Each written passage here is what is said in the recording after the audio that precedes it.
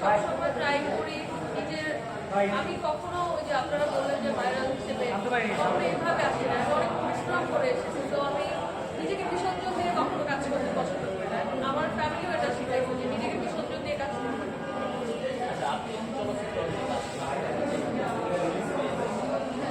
ওটা তো আসলে জানেন তো, এখন মুক্তি করতে 2 বছর লেগে যায়।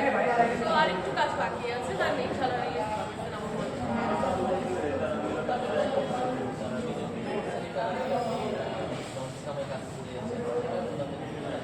আমি কমফোর্টেবল ফিল করি সব কাজে। আমি